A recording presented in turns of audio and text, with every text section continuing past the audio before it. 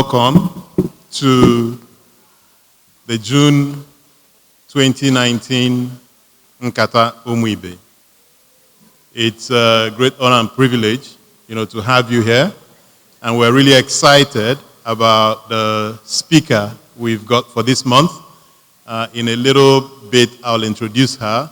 But without further ado, I'd like to invite Mrs. Helen Annie, who's a part of the management of Enugu Sports Club, our hosts, to do the proper welcome, and then we can kick off the event. A round of applause for Mrs. Annie.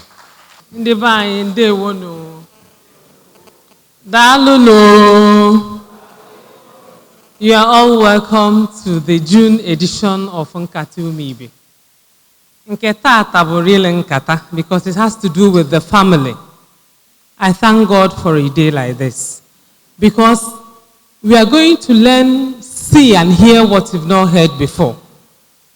And as you sit and listen, may we all take home what we will use for our children and our children's children. Thank you very much. Before we start, I would like to welcome some people in our midst. I would like to welcome Chief Loretta ANIAGOLU. She is one of the patrons of Enugu Sports Club. You're welcome, ma. And I welcome Professor Lenik and wife, Professor Rena Okonkwo. You are all welcome.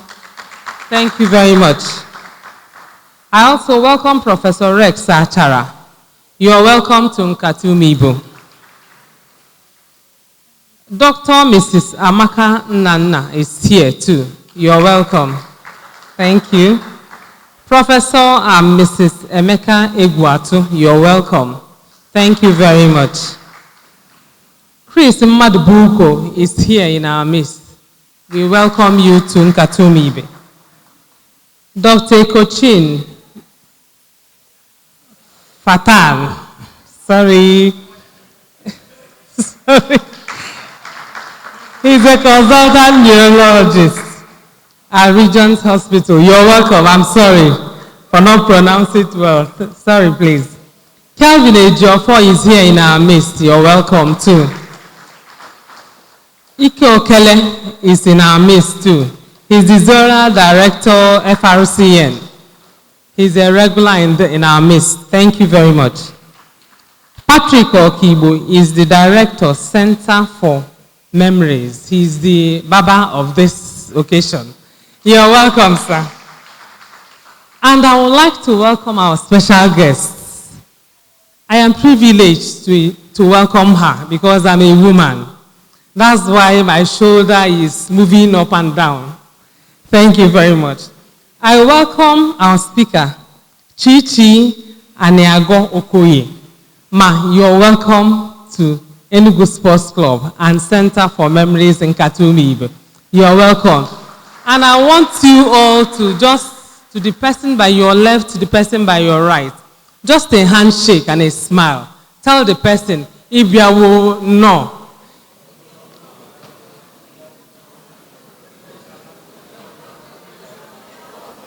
Thank you very much. Thank you very much. Can we give a hand of applause as I call on the MC? Thank you very much. You're all welcome. Please, a round of applause for Mrs. Helen Annie. As is our tradition, I'd like to invite one of the program managers at the Center for Memories to tell us a little bit about what we do at the center. And afterwards, I'll come back up again. You're going to get tired seeing me. But I'll come back up again to talk about Nkata Umuibe and introduce our speaker. And then we'll call the speaker to present. Ako. A round of applause for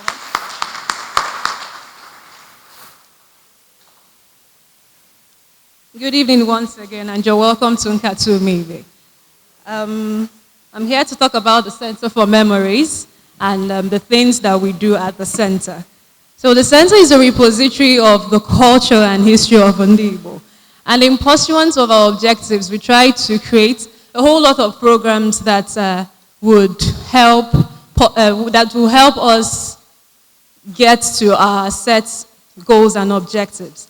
So we normally have annual exhibitions where we put up artifacts that show things concerning us as Igbo.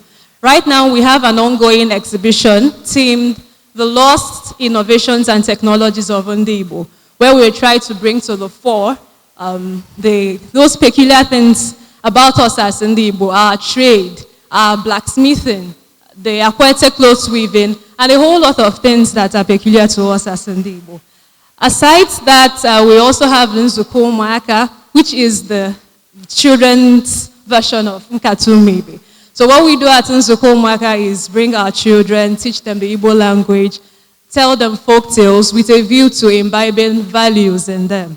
We also have our monthly book clubs where we pick the book of an Igbo author, and this month we'll be discussing Ngozi Achebe's Onedo.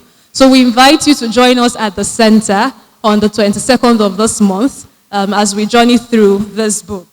We also have film shows where we bring films, documentaries that deal with issues concerning Igbo. We've had two, the Afia attack and the August meeting which bordered on the Aba women's riot. Also, we have our children's library, graciously donated by Fidelity Bank at the center. It's a free library where children have access to books that they ordinarily wouldn't have access to. So we call on people to support us with whatever they have. Donors have been donating books to the center, and children have been making good use of that particular library. So like we always say, to continue all the things that we do, we need your support. We need your time, we need your talent, and most especially we need your treasure to move this vision forward. Thank you, and you're welcome. Thank you very much, Akwabata. Like Akwabata shared with us, the Center for Memories was started about a year and a half ago, December 2017. And the idea is really to create a place that will become a repository of Igbo memories, Igbo culture, Igbo traditions, where we would have an opportunity to look back at who we have been as a people and take strength from that and charge forward to the destiny that awaits us as a people. We shouldn't be shy to engage Nigeria and to engage the world. We haven't been a people who are known to be shy, and that is what the center hopes to project.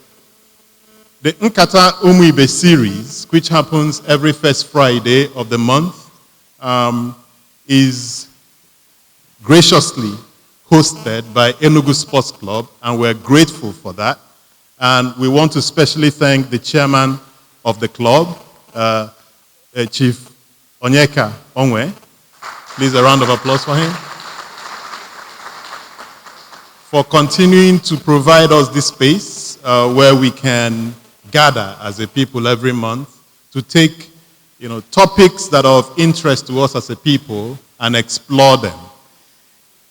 The series started in May 2018, and we have held it here every month since May 2018, except in January, when we thought we might not get enough people because everyone is in their villages drinking copious amounts of palm wine.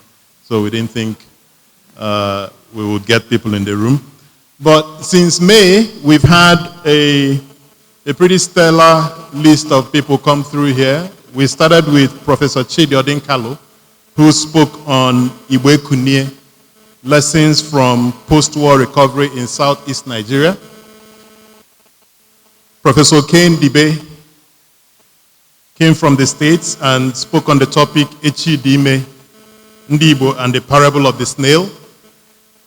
Dr. Ikechukwu MNI spoke on Ejindo Emegeni, Foundations of an Igbo Rebirth. And he added another subtitle to it, Onye mmanya na-egbu, ọ na-aza akwa akwụrụ. And so on and so forth. We had Dike Chukwumerije, Chief John Nnianwodo spoke on Ifeji Mali Igbo, Chikodua, and on and on and on.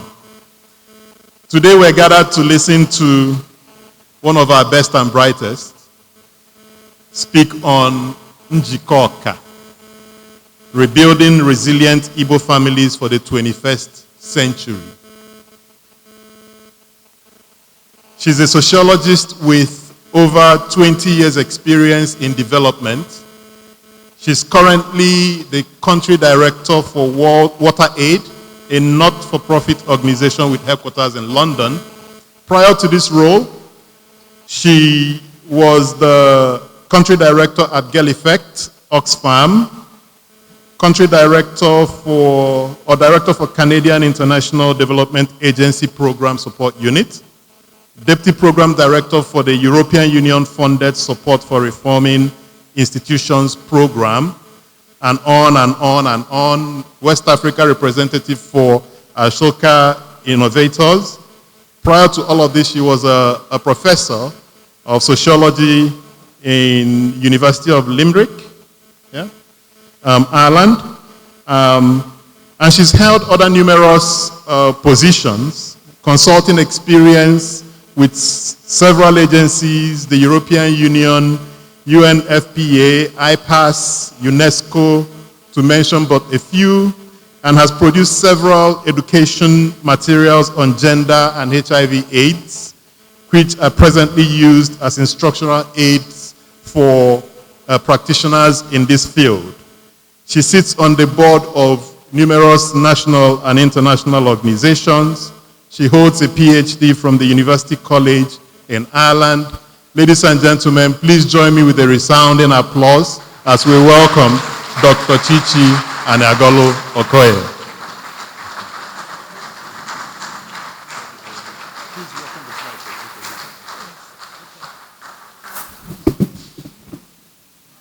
Good evening, everyone.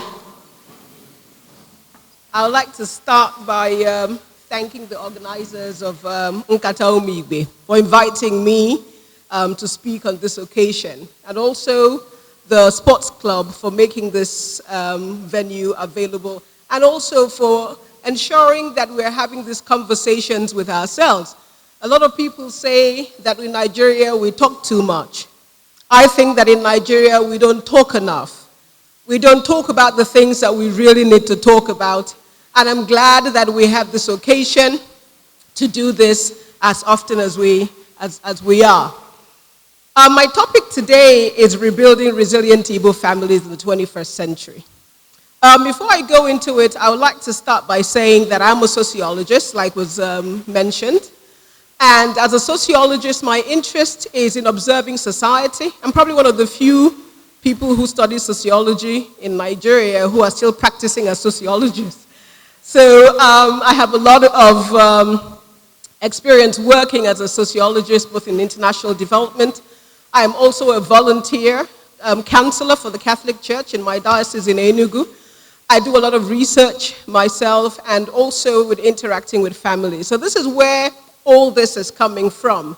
I am seeing a lot of changes, in our society, in our understanding of what family is, and I recognize that so many other societies have gone through this. The African Americans, for instance, or the black people in the Caribbean. And if we are not paying attention to the changes and what it means to us as a people, we too may begin to suffer the effect of not paying attention to change.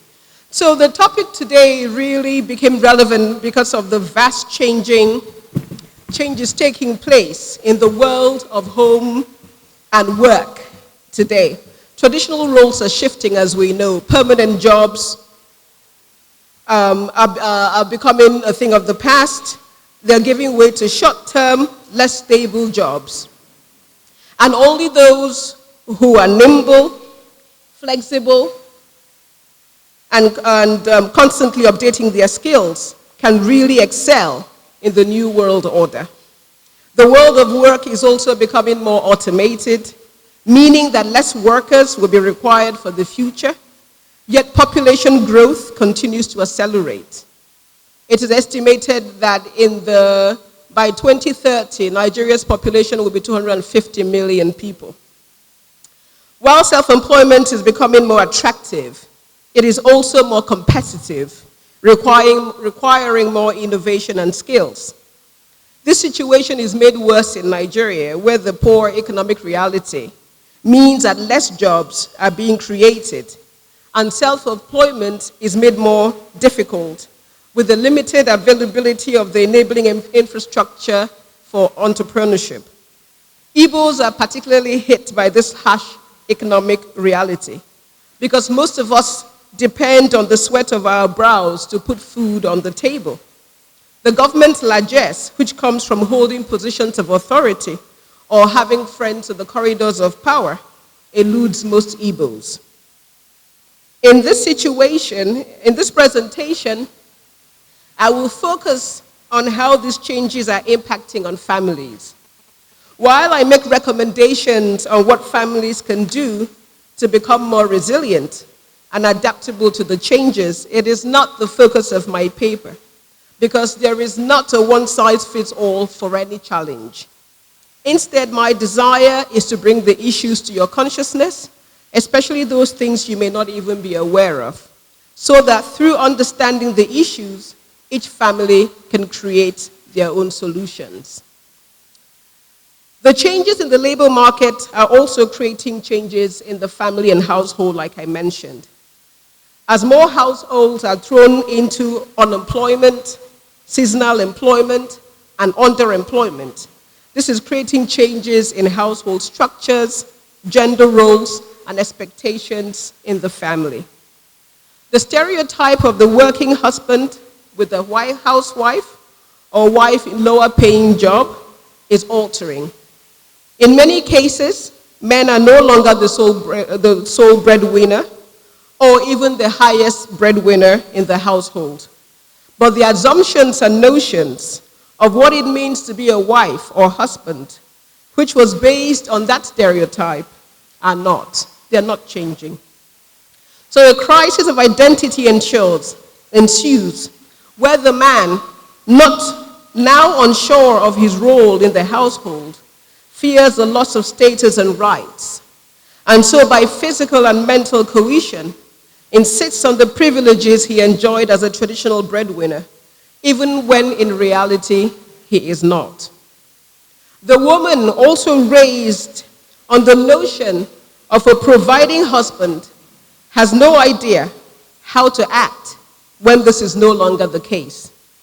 This creates so many tensions that makes it even more difficult for the family to bond and survive the impact of change.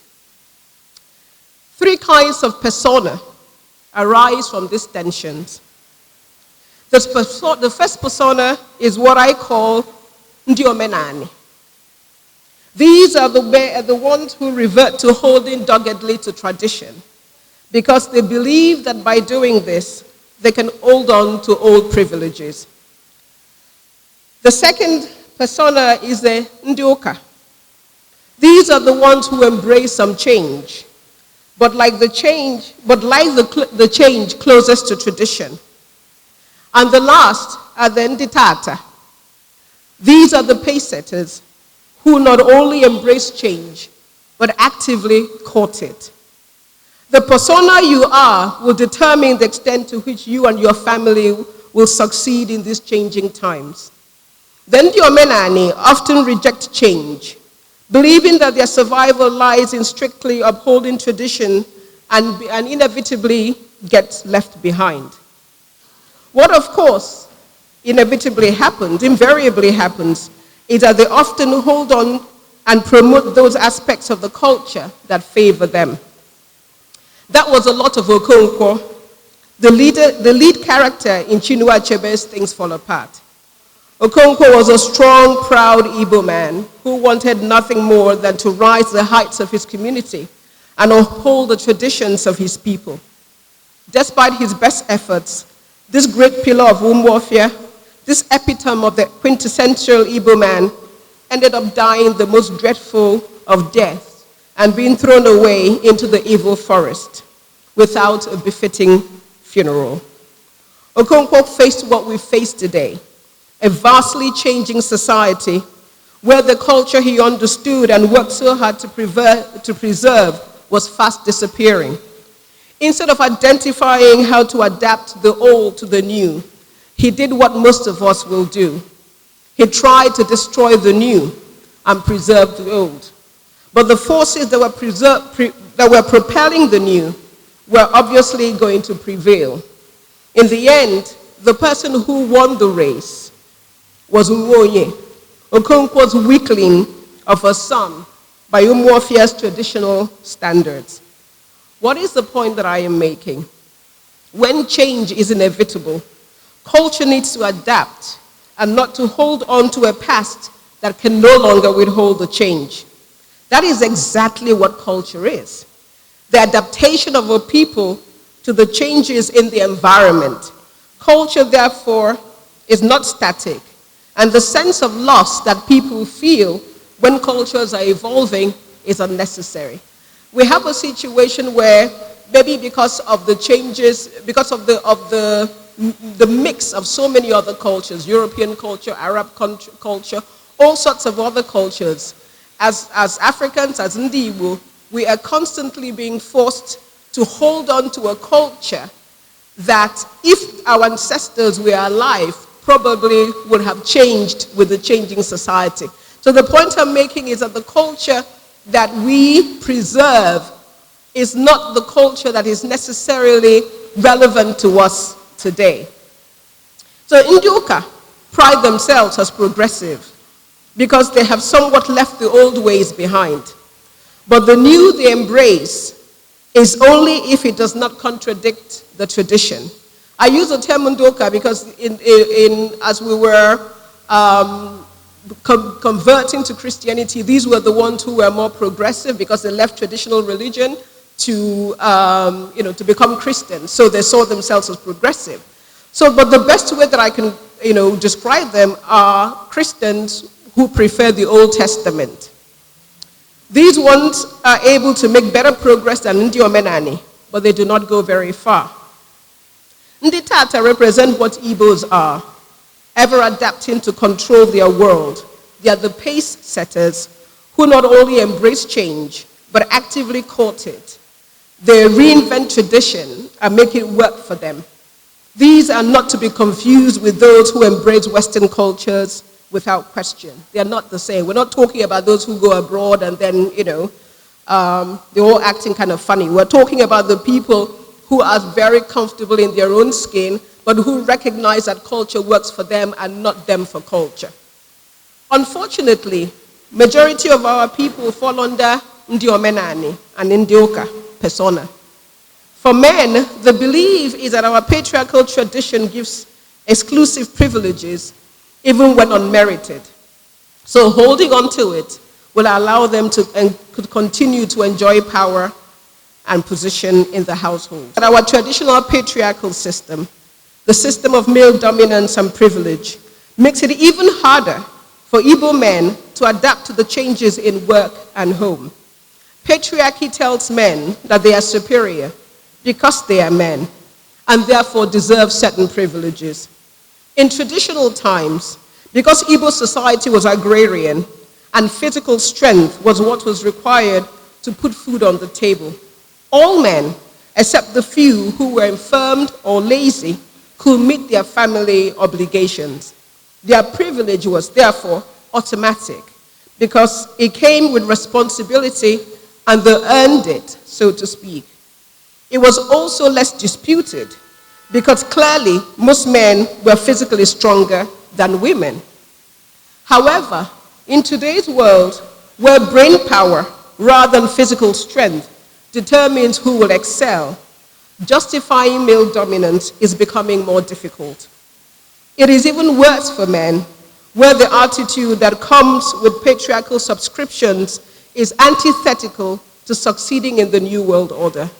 I'll give you an example. An Igbo man who believes that he is superior simply because he is male, not because he has any special skills or intelligence, will have difficulty excelling in the labor market. He is less likely to be subordinate to authority in the workplace, especially when the authority is female. And if he loses his job, he is less likely to take a lower status job just to keep putting food on the table. If nothing of his level comes up, in most cases, it will take years of stubborn refusal before he finally succumbs to something of a lower status job, if at all. To illustrate, a male engineer loses his job. He is likely to spend the next 10 years looking for another engineering job, or a job he considers of the same status, before he finally ends up doing something else that will earn him an income. During these wasted years, the wife assumes the role of breadwinner, but must not become too successful in order not to wound the husband's profile. If indeed she does become successful, she must never show or act it. The greater income that should have come to the family from the husband supporting the wife is lost on a temple of irrational envy and sometimes downright sabotage of the wife's endeavors. Reverse the situation. A woman who is an engineer is less likely to lose her job in the first place because the years of patriarchal socialization have taught her to be humble and obedient to authority. If for some reason she lost her job, she will be more able to take on another line of work or business. You have friends who are medical doctors, female friends, they've lost their job. They're telling you they've lost their job. They're putting their hands in the pockets and showing you the jewelry they are now selling. They're giving you cards for the small chops that they are now making. They're able to just go with it. As a result, the woman is more likely to succeed in today's world than men because she does not have the pride associated with status. And I'm not speaking for every woman or every man. Of course, we realize that this is, that there are people who do not fall into these, straight-jacketed stereotypes, but this is a generalization. The skills required in today's world come more naturally to women. Ironically, patriarchy, which inevitably ends up oppressing women, have actually given women the skills to be more adaptive in the labor market than the husband who was originally designed to be privileged by patriarchy. This situation is not much more different where the husband is self-employed. The harsh economy is rendering the self-employed either underemployed or seasonally employed, as very few businesses are doing well all year round. When the situation becomes reversed and the husband is no longer the breadwinner, the household is plunged into another level of crisis, managing the husband's idiosyncrasies.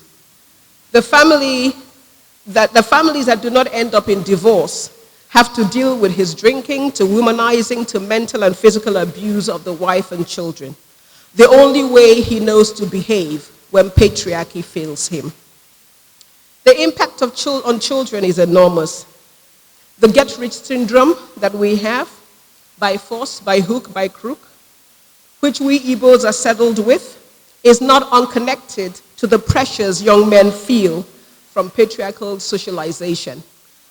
I heard a young man once say to a friend of his, and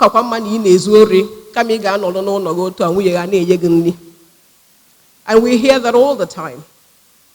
This situation is made worse when we are in the Western world, where the law provides more rights for women than there will be in the case of Nigeria. It is instructive to note that of all the Nigerian ethnic groups in the United States, Igbos have the highest rate of divorce and wife murders. Our women are being killed, our husbands and men are going to jail, and our children are rendered homeless because our families are not resilient at home or abroad. I must note that it is not only men who are having difficulty adapting to a changing world. Women, too, are products of patriarchy and therefore do not always have the right coping strategies. Women have been raised to believe that the ideal family is the one where the man is a breadwinner. When this is no longer the case, the Omenani and Nduka women did not know how to cope or behave. The respect and deference they gave to their husbands were primarily because he brought money home. This was how she was raised. Your husband takes care of you, and you respect and honor him. No one told her what to do when the husband no longer brought money home. No one told the husband how to behave or think when he no longer brings the money home. The wife may become rude and abusive because she no longer has a reason to respect the husband, and the husband retaliates with mental or physical abuse. The impact of all this on the children, as we know, is enormous. The result is a family faced with an existential crisis, and who, more than ever before, need to work together to survive a harsh economy, instead are turning against each other and worsening their situation. The good news is that we can reverse the situation. We can rebuild strong, resilient families that can withstand and even take advantage of the economic situation we find ourselves in. We can do the following. Like I said, every family is unique. These are just recommendations. I don't expect that it will be the same for everyone. But I think the first thing that we have to do is that we have to challenge patriarchy. Men need to begin to challenge the ideal stereotype they are raised to believe they should be, and replace it with a much more realistic image of what it means to be a man. That being a man is just human, you cry, you have emotions, that some are intelligent, some are not, some are resourceful, some are not. As soon as we begin to have a much more realistic image of what it is to be male, we will see that we will have much more realistic expectations of ourselves and our lives. Brute force will never again be used to evaluate human beings. That world is gone forever. Brain power will continue to be the measure of success, and that is given freely to both men and women. We have to focus more on how to harness the intelligence of every member of our family, regardless of their sex, in order to succeed. Remember that if God wanted all men to be superior to women, he would not make any woman more intelligent than men. He is not a God of confusion. If you're in a household where your wife is intelligent and resourceful, do not become the enemy within. Instead, work on making her the best she can be, because your household will ultimately reap the benefit. A leader is one who harnesses the skills and talents of his team. As most people who are in this situation know, becoming the enemy within does not reduce the woman's success. On the contrary, it makes her even more resilient. Women should also challenge patriarchy. A husband who does not bring home money is not useless. He's not an anwafia. By supporting a husband at this difficult time with encouragement, a more intimate and loving relationship will be forged, which in most cases makes it easier to reverse the financial setback. Remember that the stereotype of the typical family is exactly that, a stereotype, which means that in many cases it will not hold. Once each family views theirs as unique, they will create their own family from their reality and one that works for them. We also have to remember that human beings are not made for culture, but culture for human beings. Culture should change as society changes. Just like Igbos embrace Western education and are using it to compete favorably in today's world, we should create the 21st century culture that addresses our reality and not to be trying to keep living a culture that is not consistent with our present world. Igbo men and women have to embrace new value systems. A man's value should not be based on how much money he makes or brings home, but on the values that he has: integrity, honesty, hard work, spirituality, etc. Because these are the things that will ultimately bring home money in the long, consistent term. We need to talk to each other. We need to talk some more. Because the first thing that happens once a man loses his income is that he withdraws. The less he talks, the more paranoid he becomes. Talking helps ease the feelings of anxiety and worthlessness. It also helps the partner know what he is going through. We had traditional counseling in Igbo land. We still have, where we go to talk to family members, our priests, our relatives. We have to continue to embrace that culture. But we also have to embrace a professional counseling culture. Because the world is changing, and those that we talk to have to be people who know how to counsel us for the 21st century. We also have to banish the sense of worthlessness based on financial status.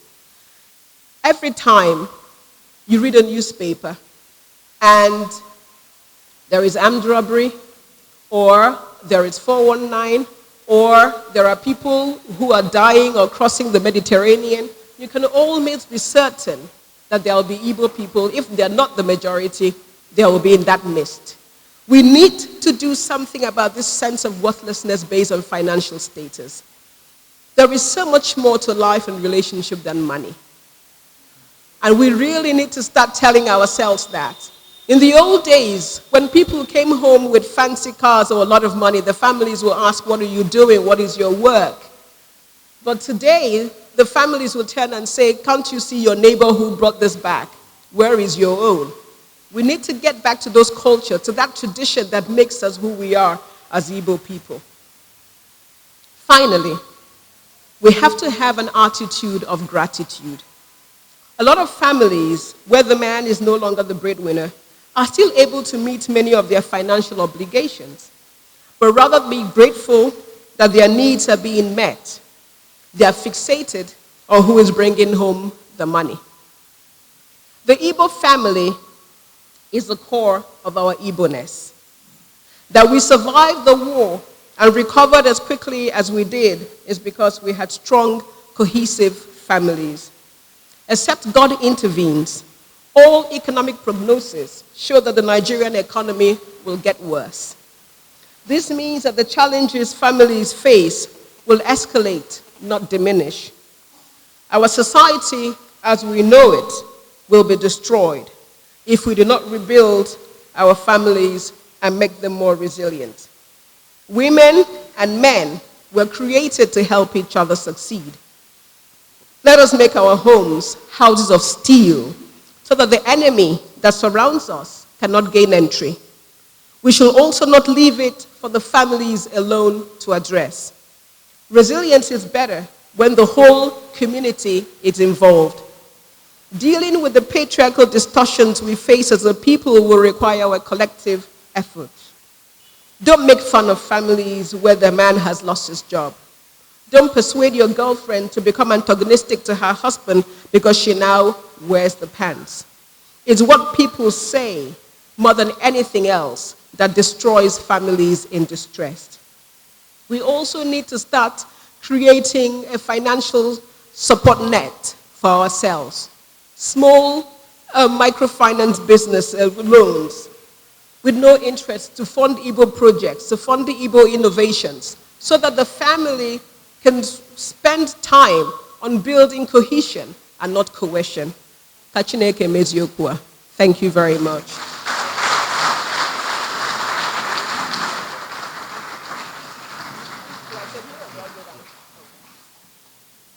Please, another round of applause for... I think she looked at a big problem and she stuck her hand right into it.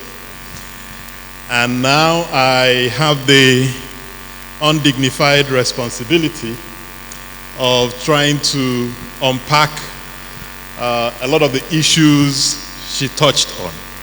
Menani, Ndoka, Ndetata. How do we begin to cross those divides And it's quite instructive that you went to Chinua Achebe's Things Fall Apart, because that was the big struggle Okonkwo had to deal with. And we all saw how that ended. And now we're stuck in it again, where you have people who are a bit more progressive, and you have people who are wedded to our culture. How do we begin to merge or even break down those walls to forge that new resilient families in Igbo land that have to deal with the challenges that are really, coming down the pike? Yeah. Thank you, Patrick. I think the first thing is about how we think. And one of the things I love about Things Fall Apart is that it deals with so many issues that we're dealing with today. If you look at when Okonkwo was asked to kill Ikemefuna, it was a tradition. It was what he was expected to do. But nobody expected him to do it because he was Ikemefuna's father. But because he felt that he needed to show that he was a man, he went ahead and killed him. And the people that he was trying to impress were actually abhorred by what it is that he did. And so I think the first thing is that self-evaluation that I talked about, saying, what does culture mean? What does it mean to be, an Igbo person in the 21st century? I think that's the first question we have to ask ourselves, because it's an existential question. And I'm not saying by any stretch of imagination that culture is not important. Culture is extremely important, but culture is not something that is, that is static. Culture changes. So we have to say to ourselves, in the 21st century Nigeria where we live, what does it mean to be an Igbo person? What does it mean to be an Igbo man? What does it mean to be an Igbo woman? We realize that we're facing a lot of structure. Like I said, in the United States, this is statistics, Igbos have the highest rate of divorce of all Nigerians and the highest rate of wife murders. That's the reality. And the reason for that is because of the assumptions we make of what a household should look like, what a husband should be, and what a wife should be. So I think that the first thing is interrogating those things, those assumptions, and saying, do they make sense in the 21st century where we live? But isn't it that same thing that makes us strong that you're now saying is the thing that makes us weak? That if one doesn't listen very carefully to your presentation, one might take away that what you're saying is don't work hard, don't push so hard, don't go for it. It is that zeal, that push of you need to be someone. Yeah? And I'm not sure if it's the patriarchy, but if one is not careful, we can just oppose or confuse that uchu, that drive to be someone, which saw us 9 years after the Civil War bounce back to number 2 in Nigeria. That if you're not careful, you could relate that to patriarchy and then feel that the argument is that that is not a good thing. How do you reconcile that? I hope to God that was not what my paper, represented. If there is nothing as wonderful as, the resilience and the strength of the Igbos. But if we look at where we are and where we could be, that's what I'm really interested in, where we could be. You will see that our attitude is bringing us back. We are all, like the Bible say, a man is, as a man thinketh, so he is. Mm-hmm. And so it is how we are, and that is part of the reason why we don't have second generation businesses. If you think of many of the businesses, in the Southeast that were big names. I remember as a kid, they used to say, boss Udoye. I don't even know who the hell Udoye was, but it was, it was something you said. But where is boss Udoye today? Because we don't build lasting businesses because of the way we think. And I'm not saying that we have not been good, but I'm saying to be able to take it to the next level. We are only as great as we are because we're in the context of Nigeria. If we thought about ourselves in the context of the world, are we really doing that well? And I think that the more we see ourselves as people who have to harness every single opportunity that we have, every single person who is in our society, male, female, children, we really need to be saying, if you're the best, I'm putting you forward. If you're the best, I'm putting you forward. We are not going to grow a society in which we're saying, because you're a male, you need to be this, or because you're female, you need to be that. But the more we are able to push everyone along, the better it is for us ultimately. In the short run, it looks like it's a loss of power and status. But what happens is that when there is competition, when there is positive competition, you find that societies ultimately do better. So I'm not sure we are biologically or physiologically different from the rest of the world. Yeah? And if we also go back and realize that women got the right to vote in some of the Western democracies a few decades ago, one can then realize that they also face the same challenges that you're highlighting here today. Indeed. And I wonder if there are some structures or things they did that we could look at and see if we could use those as jump-off points to begin to reshape our own society. Are there examples from around the world? The United States today looks like it's a very liberal country, but it used to be a big patriarchy. Are there structures that maybe government put in place or society forced it to do? How did they get to the point where they are? Although they're still a work in progress, but how did they get to where they are today? I like to say, my dad, God rest his soul, anytime you said to him what you say, and you say in the West, so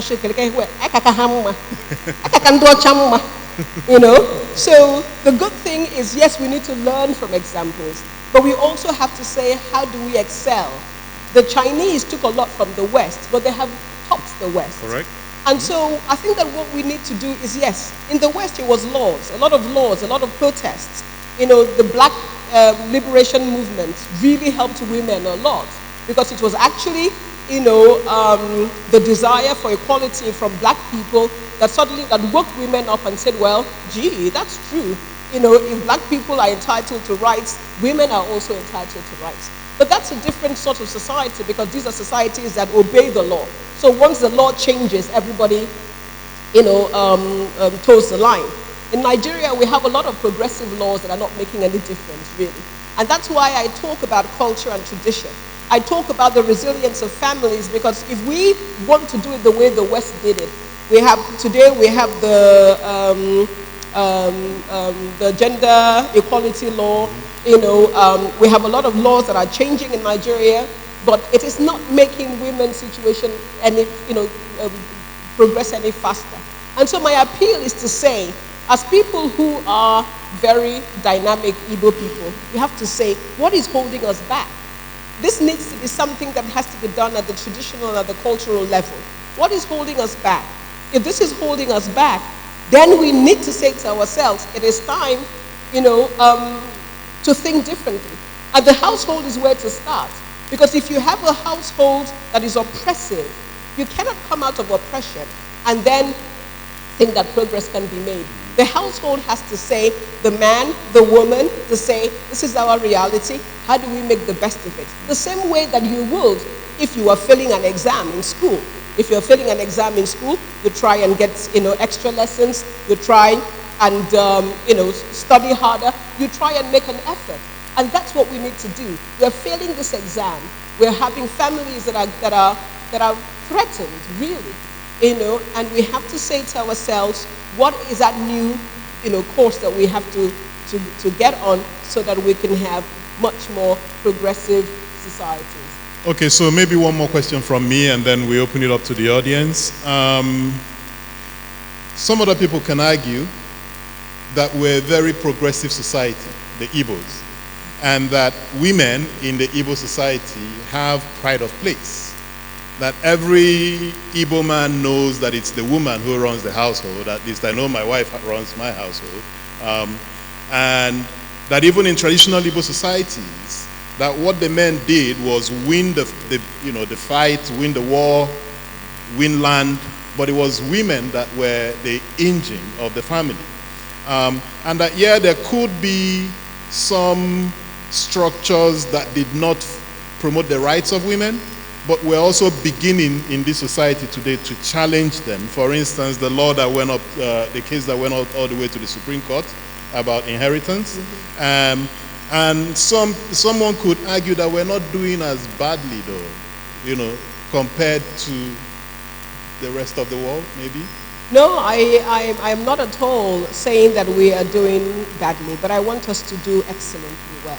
Excellent. I want us to get even better than where we are. And I think that the problem that we have is not so much that Igbo women don't have any role or are not recognized. Additionally, the roles that women were given has not translated into a modern role. So you have the Umuadas, for instance, which was very progressive at the time, traditionally, that you have, you know, an Umuada, an association for women, you know, to debate the issues of women. But we still have Umuadas today, doing exactly the same thing they did in 18th century. We still have the same associations doing exactly the same thing. And the argument that I am making is that we need to say the structures that we have, what do we need to do within the household? And when I'm talking about the household, I'm not talking about the households that everything is working well, husband is working, everything. I am talking about the increasing number of households where the stereotype is no longer the case. And like I said, as the economy gets worse, we're going to have, you know, unfortunately, going to have more and more of that. So the question for me is that if you are not the stereotype, how do you survive? Does that mean that you do not deserve to live or do not deserve to have a good family life? That you should spend the whole time crossing the Sahara Desert because you are trying to make, you know, money for your household? You know, if you look at how much the Igbos have become separated, how many families have not seen their brothers and sisters for years because they're living abroad, because we're trying to make money? Do we realize what pain it is to be able to live for years? Parents don't see their children. You know, is it enough to just get a paycheck at the end of the day from your kids that you have not seen? Some people 10, 15 years have not set eyes on their children. That is not the family life that we want to create. Okay, so a round of applause for her.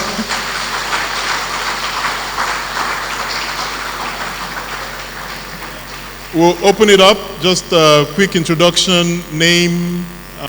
My name is Fine Samuel.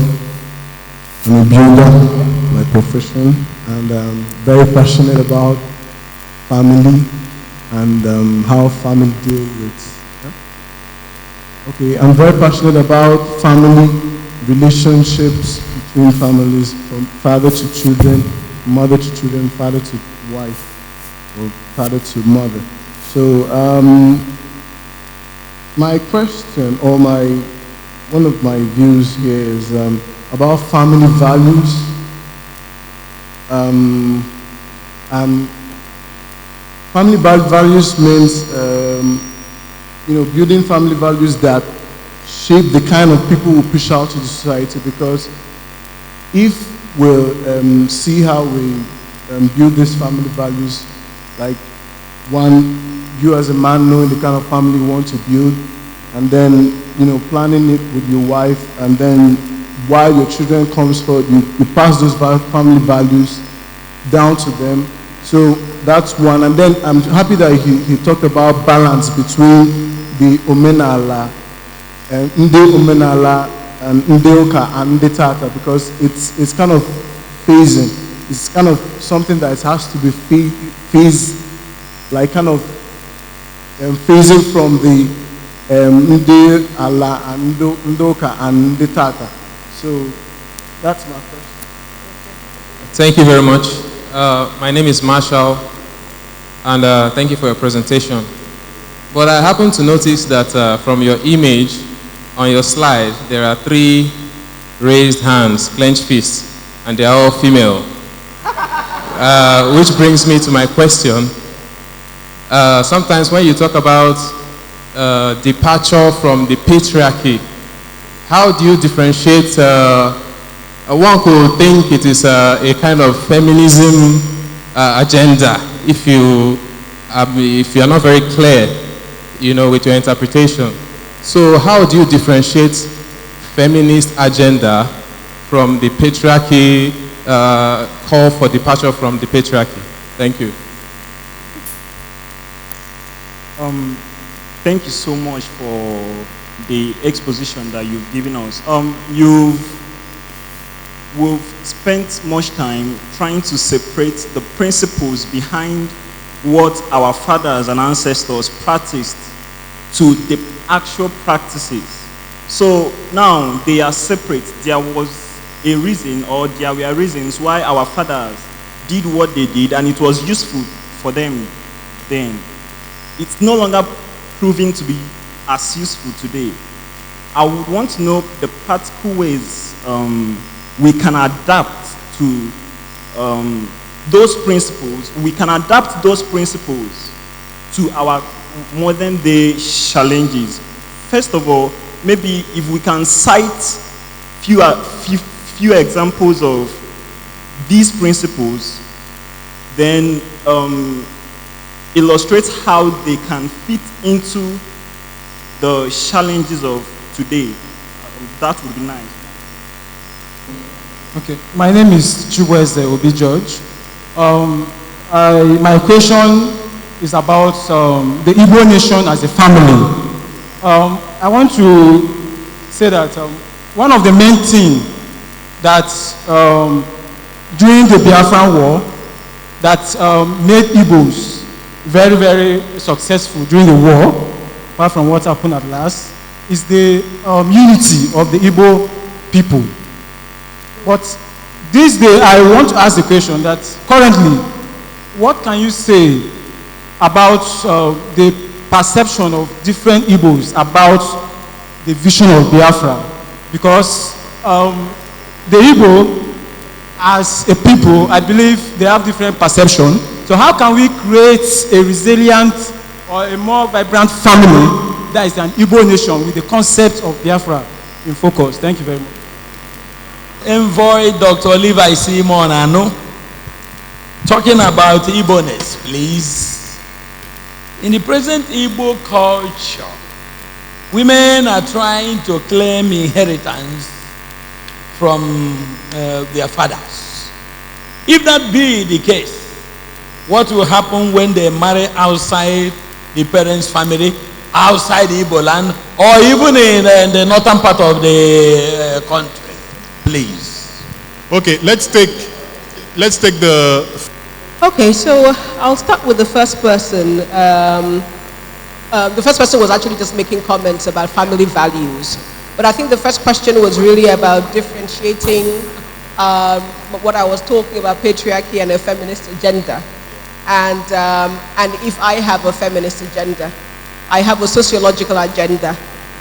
That's my agenda. When you look at what is happening in society, what you do is that you analyze it.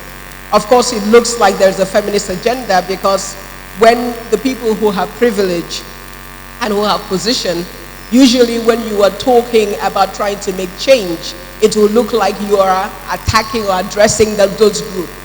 There's no way anybody can do a critique of Nigeria today without, including Buhari in it. So it's not an attack. It's not a feminist agenda. Not that I have anything against feminism, but I think it is a realistic agenda. It is trying to say the world is changing. Women are not sitting at home. Women are not, are no longer the ones who are just earning the peanuts. A lot of women are heads of CEOs. A lot of women are doing very well. That's the reality. The reality is that as that is happening, a lot of the men are not, are not matching up in some circumstances. I'm not saying in all circumstances. So the issue is that if we find that this is where we are today, it's not about a feminist agenda, it's not about patriarchy, it's about trying to say, well, what do we need to do to be able to ensure that we don't implode as a people, because a family is still the basic unit. And if we look at what happened to African Americans, or what has happened to the blacks in the Caribbean, where the family unit has disintegrated because there was not a conversation about how to make the family work in the changing circumstances they found themselves. We are going to be experiencing the same thing if we don't do it. There are certain things that happen automatically, whether you like it or not. Increasing urbanization means that families are going to become more and more dispersed. It means that the traditional household that exists where relatives and uncles and everybody lived closer together, will no longer happen. The urban life means that two families have to work. If that's the case, it's going to become increasingly difficult to be able to take care of parents and grandparents. It's a reality that very soon we're going to start seeing old people's homes. It's a reality, not that our culture is changing, but there are things that happen because we're urbanizing. It's not a cultural thing, it's an urbanization problem. So the issue is that if we want to start by giving names and agendas, and coining phrases, then we can do that and stay blinded to the changes that we find. But I think that as the people we are, the Igbo people we are, who are resilient, who are intelligent, who know when change is happening, I think that we recognize that we need to do something. So what are the practical ways to adapt our principles to fit into our society today? I think that the essence of every society, of every culture, is fairness, equity. Every culture is very sensitive to equity and fairness. Traditional Igbo society was very, very conscious of fairness and equity. Of course, with our, with our interactions with the Western world and other people, what fairness and equity now means has really changed. Because a lot of what we actually say is Igbo tradition is actually Judeo-Christian tradition, not Igbo tradition, if you really look at it.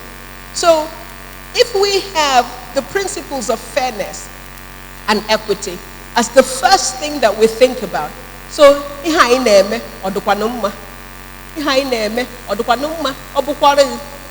once that becomes the first principle, then you will find that we will begin to have a much more accommodating household and family. Whether you're a man or a woman, if whatever it is, if your first principle is not equity and fairness, then you see that we're going to begin to have challenges in the household and thereon. Beyond equity and fairness is also the principle of progress. Is the way we are going to be progressive for us? So these are the questions that we need to ask ourselves as a family. What we are doing, if you are a husband whose wife is not supportive, or you're a wife whose husband is not supportive, is this going to be progressive for us as a family? If we have the principle of progress, equity, fairness, and open conversation, I think that will be the last for me. Because once we talk about things, either as a family or as a society, once we're able to interrogate things, nothing is out of bounds. Everything we do, we're able to say, let us talk about this. We will find that as we speak, the more we talk, the more we're able to create new realities for ourselves. So the unity of Igbo people and the vision of Biafra. I think for me, I don't see why we need to have a separate nation to create a Biafra. What we want is a functional society. We have 5 states in which everybody who is ruling us is an Igbo person. The governors are all Igbos, the local government chairmen are Igbos, councillors are Igbos, and they come from the states. It's not like during the military where you had people come from everywhere. What is stopping the vision of Biafra today? What is stopping running water from our taps from having running water? What is stopping our schools from being functional? What is stopping our society from becoming progressive? I don't think that what we are looking for is an external El Dorado. What we need to do is to begin to interrogate the power that we have now and to begin to hold our states and our governors accountable. We can make the Biafra we want. We don't need to have a separate country. If that comes, I'm not going to say no to it. But while we're still here, the question is, why is the Southeast not functioning? If we're as intelligent, as progressive, as knowledgeable as we are, why do we have states? Look at Abia, that was the pride of the Igbo people. You go to Aba now, it's a ghost town. And yet, it's an Igbo person, an Abia person, who's the governor of that place. What is happening to us as the people? Biafra is an ideal that we must hold in our heart. And because of that ideal, we begin to create the society that we want to see.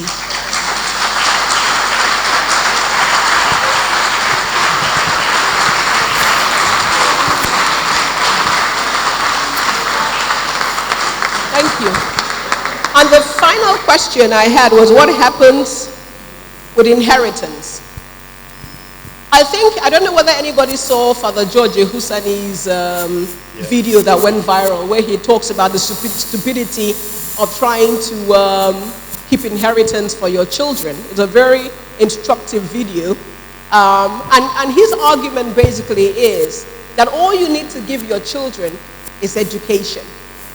Because what you call an inheritance today will not be attractive to children in the next years and so. I mean, I look at my father's house. I don't want it, quite honestly. I mean, it's a big house, it's nice, but gee, I mean, my house, I think, is much nicer, if you ask me. So if we focus on thinking that our children do not have the capacity to create their own wealth, that is the beginning of death for a nation. The things that we have today is nothing. I used to say to people, think of the fact that we sold our brothers and sisters for mirrors. Mirrors.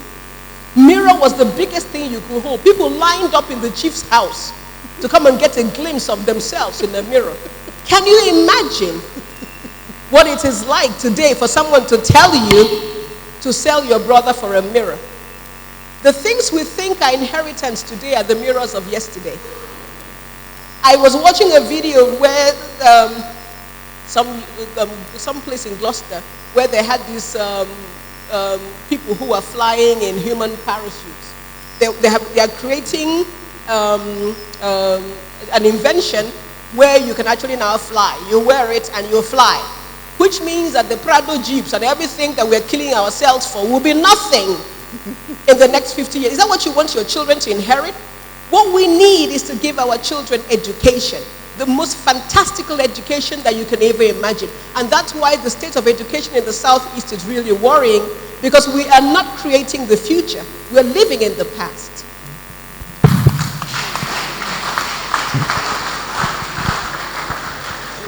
Let's take another round of questions, but I'll also want to come back to that inheritance question, because I think it's about symbolism, right?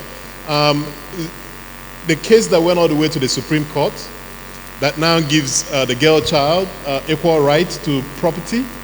I'm not sure if the girl child is really interested in that plot of land in some kolonko somewhere, but it's the symbolism of it, that you're making a bold statement as a people that the girl child and the boy are on equal footing. And I think it's those types of institutions that would help close the gap. So you can respond to it after. Okay. I totally agree with you that it's important to have equity. That's the first thing I talked about. Mm-hmm. But the point, I was going beyond that to say, yes, we have to have equal rights. Inheritance that we give our children is what's going to give them the future. Then we are not on the path. Yeah, it's a mirror. Yes, it's a mirror. I believe culture is a vehicle we use as human beings to transmit our humanity to the next generation. If you raise a child with a pack of wolves, we know the story of Mowgli and we know the story of Tarzan, they will not become, they will grow up as wolves and as gorillas. Our humanity basically is crystallized in our interactions with our neighbors, with the environment, and with God. So, in the past, these things gave rise to specific gender roles. You know, the way we behave, men interact differently with one another and with the environment from the way women interact with. So, moving forward into the modern society, the modern environment, the Ndetata, apparently there are no clear gender roles being recommended. All I see is this gender fluidity ideology, where there's no man, there's no woman, everything just, anyhow, in quotes. So, do you have recommended gender roles for the modern Igbo family? That's my question. Thank you. Everyone, thank you for the lecture. My question is, coming from what I've read in books about what happened post-Biafran War, about how difficult it was for Igbo families and how they had to structure things in ways that would favor their financial standing. They sent most of the females to school while the male kids were sent to learn trade or go for apprenticeship. Now my question is it that the education these our women acquired was not enough? Or do we still blame it on patriarchy? Because we've given them the education. Them now, let me just use it to address the females in this scenario. Or is it that they failed to use the education they acquired? Now, I want to also say, in my family, for instance, my sister, my parents were able to go to the extent of getting her a Ph.D, support her all the way to a Ph.D. But we, the male, once you are done with the university, just hustle yourself. So I want to know. Thank you. I'd like to quote something you said. You said culture is not made, humans are not made for culture, but culture is made for humans. And I think one of the basic things that make culture of the people is the language. And there is this issue. Many people feel that the language is dying, that many people don't speak the language well anymore, and they see it as a sign that culture of the people is also dying. But if you take a look at it, all over the country, there are so many languages that are competing for space in the whole country. Even in the southeast, if you go towards places like Cross River, you find some local governments that have so many languages, and they are not even Igbos, but they interact with Igbos virtually every day. But they don't speak the same language, just English or Pidgin English. So as you said, our culture is not made for humans. I was just wondering, won't it be better if we can suppress our languages to some extent? For example, in Europe, there was a time that many people spoke Latin or Greek. But nowadays, you don't find Latin or Greek being spoken anymore. But the languages are not dead. You find them in books, you find them in literary works, you find them in artworks. But people don't actively use them anymore because you will just be causing division among people that's not needed. So, and the language that brought all of us together is English. So what do you think? Is it wiser if we spoke more English, embraced English more, used it among ourselves, and then the conflicts that arise due to people speaking different languages can be reduced? Yeah. Latching my question on what Patrick said, that his wife runs his home. I strongly believe that the moment we realize that women are instrumental in building homes, then the better it will be for us to build the resilient home. What do you think is the practical way we can change the psyche of the traditional Igbo society that believes that no, the woman doesn't really have a place? Because I think if you look at the question he asked and some comments here, you will find out that the problem is till we allow the woman to come up to that level, nothing can really happen. I give you a short example. My car spoiled yesterday. My husband is not around. And because I had the phone number of the mechanic, I had some money on myself, I was able to do something. So many times that has happened. Usually when sometimes if he spoils on the road, I don't call him because I know he's busy. And it will save the man a lot of stress. The woman is built to be resilient. The woman is built to be strong. If we can allow them to play their role very well in running the homes, we will build resilient homes. Thank you. You know, I've learned so much, and our speaker has said so much. One thing I've noticed is, what I want to say is not really a question, it's more of like an observation. You know, one of the unifying thread among most of the conversations we have been having is the question of what is the way forward. for the Igbo person, for the Igbo nation. That's the unifying thread amongst the conversations and different Nkata Umibes we have been having. And there was a question that she asked. She says, you know, what is holding us back? What is that thing that's, you know, held us back from being progressive as, you know, as a nation, as a group of people? And I actually looked at it and I said, it's 4 things actually. The first thing is pride. The Igbo people have so much pride. Now that pride can be a good thing and a bad thing. That pride also translates into our stubbornness. It also translates into our resilience. So it has helped us in some ways, but if we look at it very well, it's part of what is holding us back.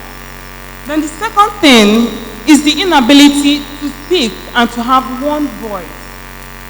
After all these discussions that we have had, the question I always keep asking is, what next? You know, it's like we come here, we sit, we interact, we have this discussion, then what next?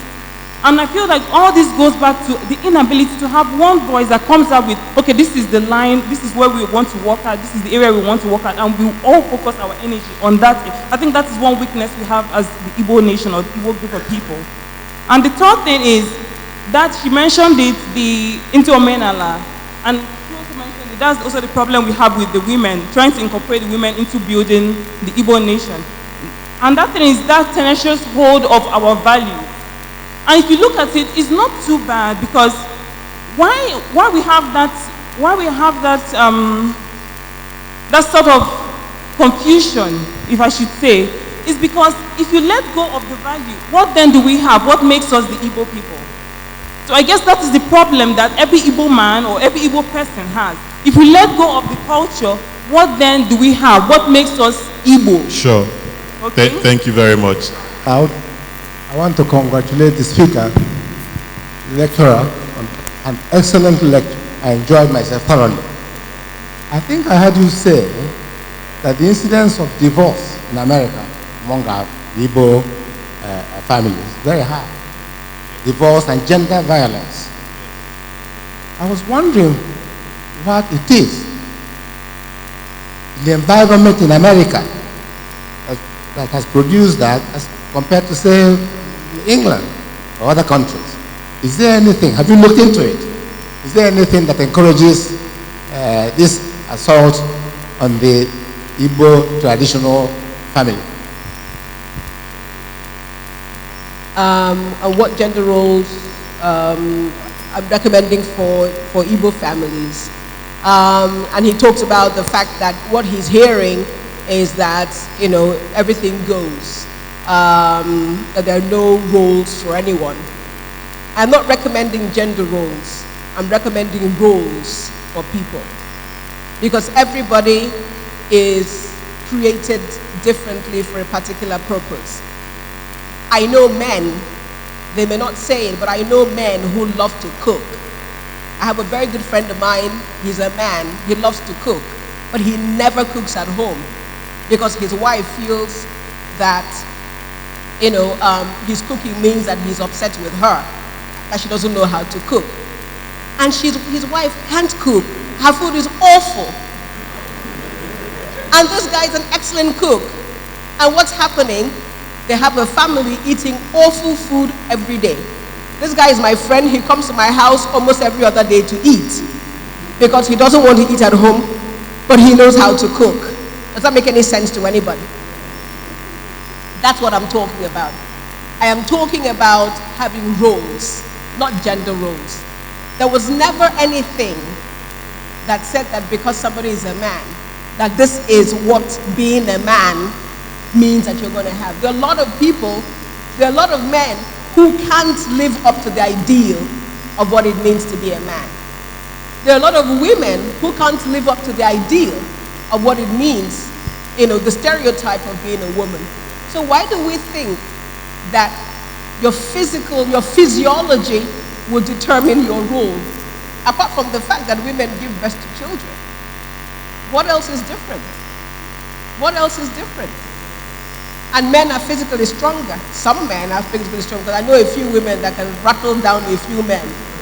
So, but in general, and if we're not living in societies where, like I said, brute force is still what is required, Do we need gender roles? We need practical roles. We need the roles that work for every family.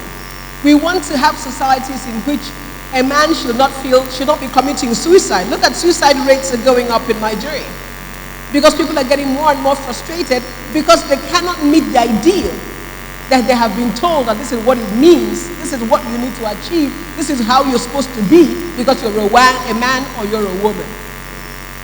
So I think for me that we need to start thinking about, roles that match our skills and our passion, and not necessarily gender roles. I'm sure it's only the women clapping. So the young man who talks about education for women and the impact on our society, and who talked about his family, the reverse being the situation, I have to say that your family is a bit unique in that regard, that in many traditional families, it is the men who end up being educated and the women are not. But what has happened is that a lot of men are opting not to go to school because they think it's a waste of time. What is happening, especially when we look at people in Anambra State, our neighbors, where a lot of people feel the ones who went to school, where are the jobs? And they want to go straight into a trade. There's absolutely nothing wrong with that. And when I talk about education, I'm not necessarily talking about the academic education. I am talking about the education that gives you skills, so that you're the best that you can be. The Chinese are doing as well as they are, not because they have Ph.D.s, but because they are extremely well skilled in everything that they do. So that companies are leaving their countries and going to set up in China because of the skills. So I'm talking about the education that gives skills, and that's the education that we need to be emphasizing on, and not necessarily an academic education. So I don't think that in itself should change, our society. What it should be doing is giving us the tools that we need to be able to excel in the new world. I agree with the person who says that the Igbo language is dying. We should be having this conversation in Igbo, But of course, those are some of the things that have happened to us as a people. And I think that we definitely have to continue to make the effort to revive Igbo language. Because culture, as we do it, and when I say culture, the person who said, who talks about what I said about culture not being made for man, is still thinking of culture being something that is sitting somewhere. That there is culture and then there is us. And so it's either we lift culture or we embrace that culture. Culture is constantly evolving, constantly evolving. What we even call culture today was not the culture of the 18th century, or the 16th century, or the 14th century, or the 14th century. The changes that we have, what has happened, like I said earlier, that because we met European culture and met other cultures, we are now afraid to evolve our culture. Because when we do, it will be that, you are trying to ape the West, or you're trying to ape other cultures. But what we need to do is to constantly say, how do we adapt our culture, like I keep saying, to our present reality? For instance, we look at traditional weddings. A lot of people are beginning to do their traditional weddings, where they live, in Lagos, in Abuja. Some people may think, this is not culture. But that's the only way culture can evolve. The Greeks have their weddings in America. You can't imagine Greek people going all the way to Greece to have a wedding, but they have their Greek weddings, and they have been able to create a new Greek culture because they're living in a different society. What I'm saying is that our culture is something that is supposed to work for us. As soon as culture becomes an impediment, it is no longer culture, it's oppression. Culture is never oppressive, because culture is a tool with which people use to make sense of their reality. It is a tool for people, not a tool against people. So once we understand that moving our culture forward does not mean that we're somehow becoming less Igbo, but that we're saying our Igbo-ness today means we don't live in mud houses today. Somebody could say, you've left your culture because you don't live in mud houses. That's not what made our culture. What makes a people's culture, to a large extent, are the values that they have. the values that they bring to society. That's what makes our culture. And even though Igbo people are seen as progressive, ask anybody who is not Igbo what they think about the Igbo people. Most of it is negative. The lady who makes my hair is a lady who is from Edo State in Abuja. I went to visit her once and I could not believe the deplorable situation where she lived. And I had a house, or I have a house in Maraba, and I just said, move your family there, you can stay there, you don't have to pay rent. She was shocked. When she told her friend, she said, Igbo people that will kill their mother for money gave you a free house. Are you sure that woman is Igbo? That's the assumption. So when we think that we are upholding our culture, when we think that we have this wonderful culture, the way people perceive us is very different from the way we perceive ourselves. And I'm not saying that we should base ourselves on what other people think, but we really need to look and to say what we think is Igbo culture. Is it really Igbo culture? And is it really the culture that we want to preserve?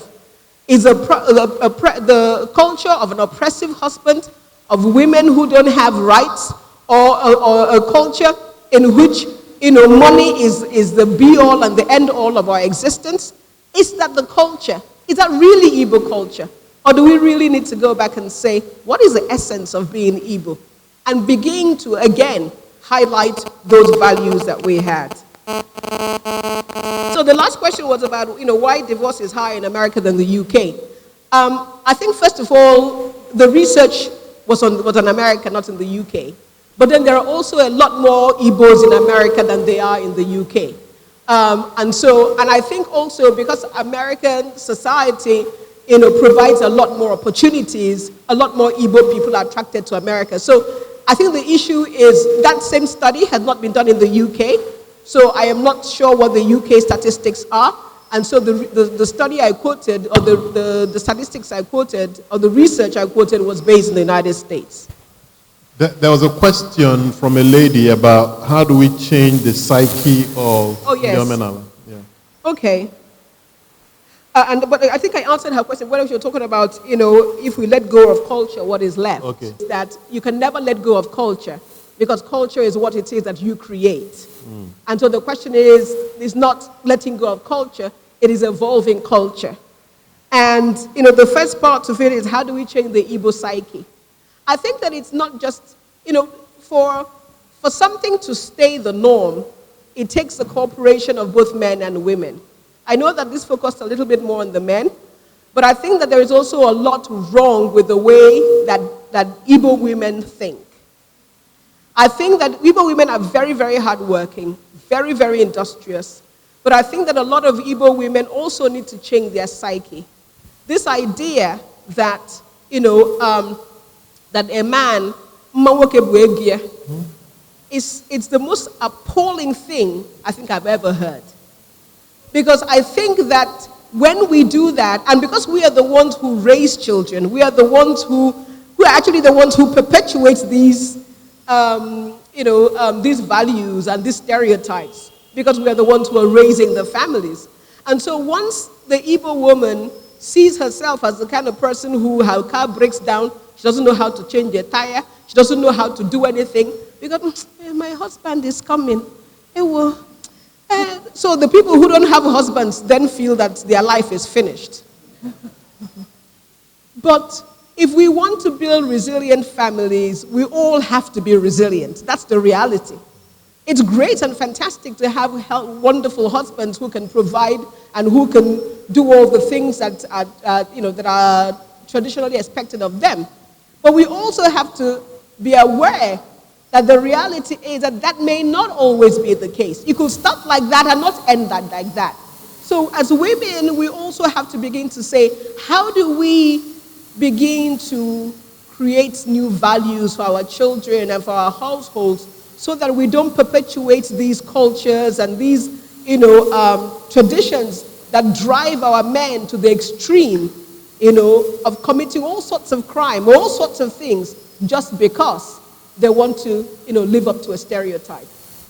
I think at the end of the day, going back to your question, it's just to say, we need to understand that we have only one life. One life. And when it's done, it's done. And at the end of the day, you're going to be asking yourself, how well did I enjoy my life? That's really the end. That's really the most important thing. If you spent your whole life trying to make money and never enjoying it, and you spent your whole life, looking for things that you cannot get, I think that at the end of the day, when we close our eyes in death, we'll be very, very sad people. Excellent.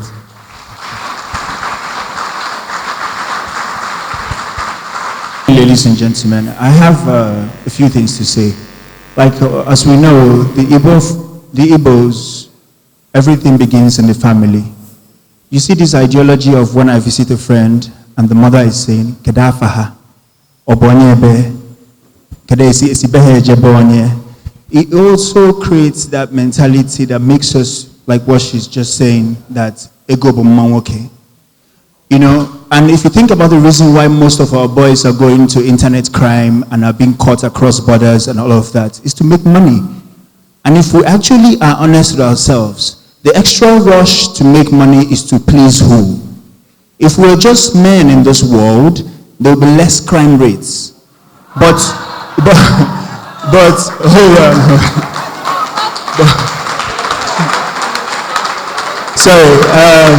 But this need to please a woman is what is driving most of the boys abroad. I'm sorry, 1 second. Wait 1 second. So when you look at the girl, a girl can go to Lagos over the weekend and come back with 700,000 naira, but I can spend 2 weeks at my uncle's house and go to works on different jobs from there, and it gives me 20,000 naira. But at the end of the day, when you still come to where who is or who matters, until we get rid of the idea that a female child who is very intelligent should not become CEO of her dying father's company. Instead, the firstborn will take over the company and run it into the ground. Until we're able to not live double standards. You don't raise me as your son and you don't teach me how to cook. And tomorrow my wife will go to work as 21st century woman and will come home and make food and I'm still badgering her. So in the family is where this thing starts. We must make sure to avoid double standards for the boys and for the girls. Thank you. Ahambo, St. Rachel Ngozi. And like I said the first time I came here, Chichi, thank you so much for your presentation. That was awesome. But I still wonder why we are still doing everything in English. Because we have to start challenging ourselves. And a culture, whether it's revolving or static, language is a major part of it. So I challenge ourselves. I didn't get it. I asked this question and it was answered, but I'm still not satisfied with that. I run an NGO and I work with youth. And what I do is I challenge parents, I challenge the young people. Mommy, I don't because that is the only, because that's the only way we can get these things right. Let's start beating about the bush. The other thing in concerning work and all that. This equality of a thing, sometimes I think it has been disadvantageous. Outside of here, I challenge people. Because for the people travel from abroad to come here and marry, what they get is a bundle of troubles. Because someone rooted abroad, I've seen a couple of them in Europe. Because no one a platform in your line.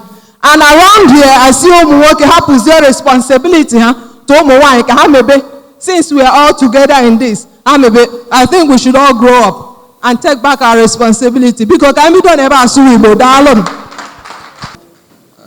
I am Dr. Stokonkwo. Yeah, I just want to take our mind back to the Igbo man or the Igbo race after the Civil War. We all know that in history, it has been recorded that the Igbo race were the only race that suffered 3 years of civil war, and within 10 years or so were able to recover completely. And what has been said to contribute to that is the fact that we have strong family ties. Now, if that war should happen today, I'm afraid we won't do that, have that recovery as much. If you look at what's happening in the north, there are IDP camps everywhere. But after the Civil War, there were no IDP camps anywhere in Igbo land because the families took care of their own. What are we doing today to strengthen our family ties? What are we doing today to strengthen the Igbo long age grades that were there to motivate and strengthen the youths to action when needed? A lot of us here don't even know who our mates are at home in the village. Some of us don't go home because we think that home is evil. But then, we still know that we are Igbos. We need to encourage ourselves to begin to think back to our roots, to see how we can begin to enact that singular quality of the Igbo man, which is what made us to stand firm against a nation that was not our equal militarily in all sense, and were able to overcome. And yet today, when you come to Igbo land, you will not believe that these are people who were decimated during the war and we recovered fully. So my question is, what are we doing to recover what we've lost as a race? Thank you. Good evening, gentlemen and ladies. Question number: is there anywhere or anyhow I will some traditions in Kendin Nai Hamelo, that's the ancient ones, bring it forth to this current dispensation just because of its justice or favorable to equity and justice. Take for instance, in olden days, I am mad at her. If you steal, you'll be compelled to take an oath. That oath instantly gives its judgment. It's chaos. But today, everybody is hiding under the umbrella of Christian. Some people, rob some innocent people. Like we have some people in the National Assembly and House of, National Assembly, both Senate and House of Reps. In olden days, when you go to such place, it represents Iowa. It just here, if due to the fear of Abala, you will be forced to say the truth. You bring it back home. Nobody steal from each other. Nobody take advantage of each other. But today, I'm a Christian. I don't take an oath. Maybe because Jesus Christ is a merciful God. Anyway, but this case now, we can acculturate. So, how can we solve this problem to help the masses? To help the poor. Thank you very much. Okonkwo, and Okonkwo is usually either characterized as a rebel, or as a foolish man. You know, people have given lectures here citing Chinua Achebe's Things Fall Apart. So I just think that is a figure that people can use any way they like. But I'm proud to be Okonkwo. I'm a professor emeritus. I have some problems with your classification. The first is the people of culture, people of the church, and the Tata. And the problem we have with Igbo society is that last group, in the Tata. They have no respect for anything. In Igbo culture, to commit a murder is a very serious offense. You are banned from the community for years. But people can kill for money now. The Tata. So that's my first problem. In lectures where you go, you have to characterize that in the Tata in a better way. The second thing I have is with your statistics. You can have outliers about suicide rates and murder rates among Igbo families. But if you look at the statistic carefully, if you compare that with the murder rate, homicide in the African American society, or West Indian society, or Indian American society, the real Indians, you see that the Igbo group in America are not doing that badly. The next thing is that we should not, in talking of progress, we should not chuck away our culture. Everybody has emphasized it. The Japanese, as they are ascendant in world economy, still have their culture. The Chinese have discarded almost because they are communists. India is resurgent. They have their tradition. The problem is that the whole of American society has become a different kind of a kettle of fish. People don't go home. People don't know who their relatives are anymore. So that has permeated the Nigerian residents in America. And that could have caused the kind of statistics you quoted. I think that's what I was saying. Thank you. Thank you very much. Maybe just one last. Odo. And I thank the lecturer. I think you did a good job on talking about patriarchy. And I believe that we need to challenge it, and we've challenged it a lot, and we've conquered patriarchy in our society. I believe so. And I also want to say that our traditional challenges that came from maybe our forefathers, that we've overcome that. The challenges that our families are having now are unrestricted adoption of foreign cultures. We adopt ways of life that without restricting some that are not good to our culture. Thank you. Thank you very much. Thank you very much, Chichi, for this insightful lecture. My name is Dr. Mary Anibekwe. I'm particularly drawn to the statement you made about that culture is not supposed to be oppressive. I really like that statement. In most Igbo culture, when a husband dies, the widow is usually subjected to all sorts of indignity and oppression.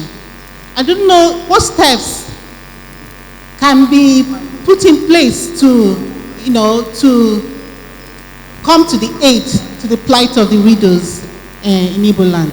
Thank you very much. Him. 30 seconds. Good evening, ladies and gentlemen. Mama Ugochukwu.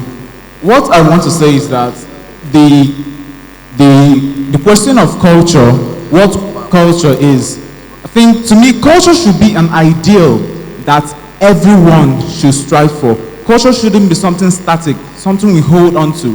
When we compare American culture with Nigerian culture, we should see the good in American culture, adopt it, and what is bad in our own culture, we drop it. It's dynamic. Thank you. Thank you very much. And the last. And I want to commend my younger sister for a brilliant lecture today. I want to use this opportunity. I'm not asking any questions, but I just want to make a comment. And I want to use this opportunity to say to everybody here, my father is probably the first feminist that I knew, because he made sure that both his daughters and his sons got an excellent education.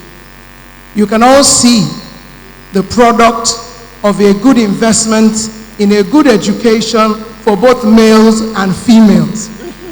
You see, the reason why this is important for everybody here is that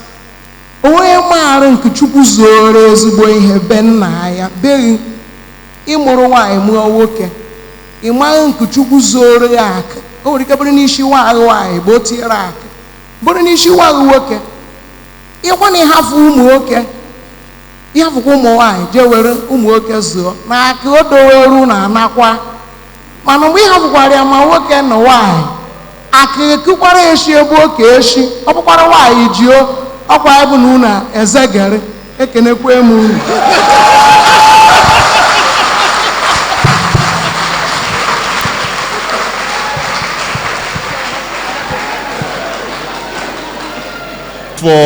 for emphasizing the younger. Thank you. I'm not sure after that. I'm not sure if I should actually respond to anything else. I think the person who spoke about Igbo unity is extremely important because resilience is about coming together to support each other when things are difficult. And so we cannot overemphasize the importance of Igbo unity. But let us not confuse Igbo unity with what is happening in Nigeria today, where unity means that we all rally around somebody, whether the person is a good leader or not, because we want to speak with one voice. Something very odd is happening in Nigeria. Nigeria is not a good example to follow in any way. In a democracy, people should have different voices. Yet what we have in Nigeria is what I call an autocratic democracy. Because we have a democracy in which a few people hijack, and what they say is now supposed to be what we all are supposed to be saying. I think what I love, and I think that if we ask 4 or 5 people, because we keep talking about culture, if we ask 4 or 5 people here, what is Igbo culture? I think we'll have 4 or 5 different responses. So culture is not even something that we have agreed upon, that is culture. But I think that the most important thing is that we need to be able to ensure that we create a culture that allows us to be different, but at the same time, emphasize our unity. We compare ourselves a lot to the Jews. We keep saying that Igbos are the Jews of Africa. Maybe we should borrow a leaf from the Jews. They're very modernized. They hold on to their traditions, but it does not stop them from being progressive in the societies where they are. I think that's basically the point I'm trying to make. And Igbo unity is extremely important for that. But we need to interrogate what unity is. And we need to really begin to forge the unity that allows us to be progressive, not the regressive nonsense we have in Abuja.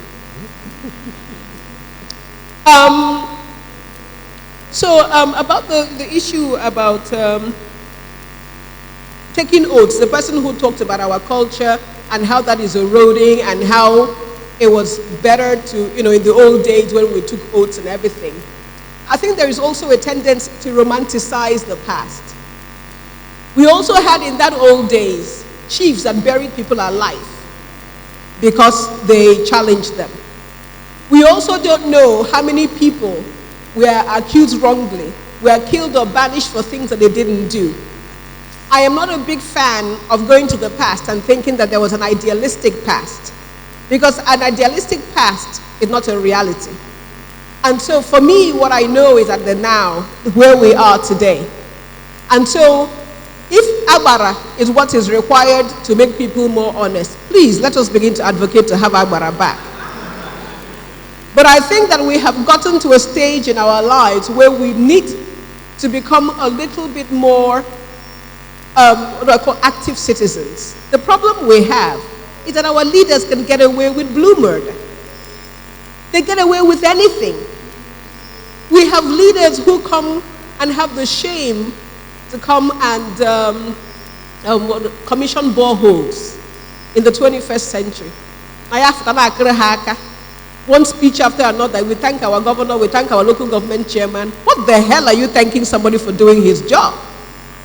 So until we begin to get angry, we don't need Agbara. We need anger. We need positive anger. We need to be saying, what do you mean that you're commissioning a borehole in the 21st century? We need taps to be running from our homes. That's what we need in the 21st century. We need schools that function. That's what we need. And we are much more than the people who rule us. But as long as we are assuming that and that Amadi or Hagetete from wherever it is here and come and solve our problem. It's never going to happen. We are the solutions, nobody else. And until we recognize that and we start doing it, nobody, no gods, living or dead, can change the circumstances of our lives. I'm sorry, maybe I'm wrong. But I mean, I haven't had an encounter with Agbara. Maybe when I do, he might change my thoughts.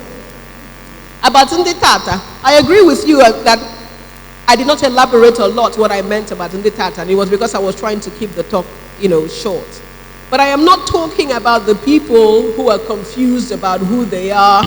I'm talking about the people. My definition of Ndi Tata are those people who look at culture and who say, what it means for me to be an Igbo person is not just wearing traditional outfits and going for traditional weddings and drinking palm wine. What it means for me to be an Igbo person is that anywhere people see me, they're going to ask, who is that person? Where do they come from? What makes them who they are? Because they're honest, you're straightforward, your dealings with people are such that you're exemplary. That for me is what culture is.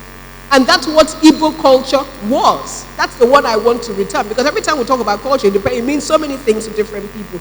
So Ndi Tata are not the people who reject who they are. Ndi Tata are the people who are making the best of who they are. The statistics about Nigeria, the statistics I gave was not in comparison to other, to African Americans or whatever. The statistics was about Nigerian ethnic groups in America. So the Igbos in America have the highest rate of divorce and murders of their wives amongst ethnic people of ethnic groups in Nigeria. So just to clarify that.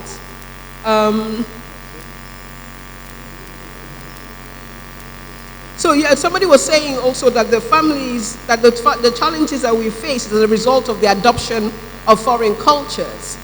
I think again, we have to understand that there are some changes. I think I said that during my speech, but I need to emphasize it again. That there are changes that are inevitable because of urbanization. If you live in a city, the challenges of living in a city is going to automatically make you behave in a certain way. If you have a husband and a wife who have to work to make ends meet, it is going to create a completely different dynamics than where it's an agrarian society and everybody lived in the same home. So you need to think about what you understand as foreign cultures. Is it foreign cultures or is it a changing environment? And like the person said afterwards, there's nothing wrong with borrowing the right thing from culture. What you consider Igbo culture is actually an amalgamation of all the things that the Igbos had met on their ways that became the culture. So let us not again, romanticize this idea of culture, because culture will continue to be dynamic. And whether we like it or not, it is changing as we see it, and we have to adapt in order not to die. And then the culture that oppresses widows. There's no question that in every society, there are things, cultures that end up being, oppressive. It is not meant to be. If you look at traditionally the reason why widows went through what they went through, it was actually a cleansing process. Because for some reason in traditional society, many times when a husband died, it was assumed that it was a wife that kills the husband. And so to be able to exonerate the woman from having to live with that stigma for the rest of her life, she was put through that, a bit like the Agbara situation. And so once she was able to go through that and she was okay, she was reintegrated into society. Why do we keep doing something like that? There are so many other ways. You can do an autopsy on a man to know whether he was poisoned. We can have the police investigate the case. I mean, okay, maybe not the Nigerian police, but, But what I'm saying is that we don't need, and these are the things that we need to ask ourselves, because again, it is women who do these things. We need to sit down and say, why are we still doing this? What is the point to this? We have forgotten the reason for the culture, and we continue to practice the culture. So we have to always remember there was a reason for this, and it was never meant to be oppressive. Never. And once we know that that is the reason, it will make it easier for us to change. Thank you. On that note, thank you so much for the presentation. Thanks a lot.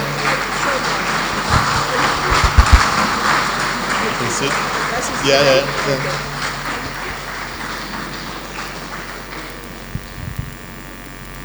And I think we've kind of come to the end of today's Nkata Umuibe. On behalf of the Center for Memories, I just wish to thank you so much for making time to join us, and to say that we'll be here again first Friday of July. And for that, the topic, can I get your attention for a second?